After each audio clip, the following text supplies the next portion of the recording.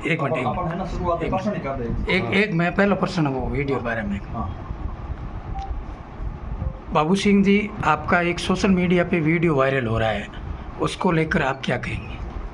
कल मतदान हो रहा था और मेरे गांव नाथरोग में बूथ संख्या 10 जो मेरा स्वयं का बूथ है जी, और सवेरे 7 बजे जब पोलिंग शुरू हुई तो एक जवान मुख्य द्वार पर हमारी महिलाओं से आईडी कार्ड पूछ रहा था। आईडी कार्ड का मिलान उनके घूंघट ऊपर करके कर रहा था।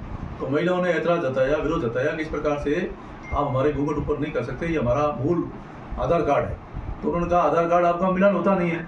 तो उन्होंने कहा ये हमारा पुराना आधार कार्ड है और यही हमारा कार्ड है।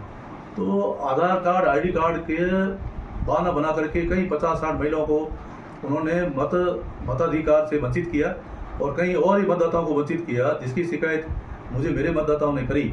और जब वो बार बार बदतमीजी कर रहे थे तो वहाँ के मतदाताओं ने मतदान का बहिष्कार कर दिया और बहिष्कार करके सब लोग बाहर बैठ गए।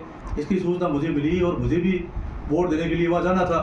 तो करीब 11 बजे मैं पहुँचा और आप देखेंगे कि 7 बजे से 11 बजे तक 4 घंटे में केवल 10% मतदान होने दिया। तो उन्होंने मतदान तक नहीं होने दिया। तब मैं वहाँ गांव में मेरे मतदान क्षेत्र में पहुँचा और मैंने उनसे पूछा कि इस प्रकार से घूंघट उठा करके आप महिलाओं के साथ बदसलूकी कर रहे हो और ऐसा क्यों कर रहे हो? तो उन्होंने पूछा कि आप पूछने वाले कौन होते हो?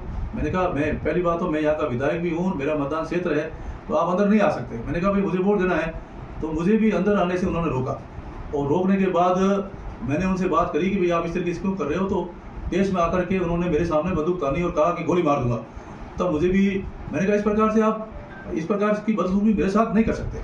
तो जितने में पुलिस के अधिकारी भी आ गए और मेरे को कहा भाई आप एमएलए साहब आप वोट दीजिए। तो मैं अंदर गया वोट देने के लिए और वोट दे के और मैंने उस अधिकारी को शिकायत करी कि ये जवान जो है मतदाताओं के साथ महिला मतदाताओं के साथ बदसलूकी बदतमीजी कर रहे हैं, इनके शराब की बदबू आ रही।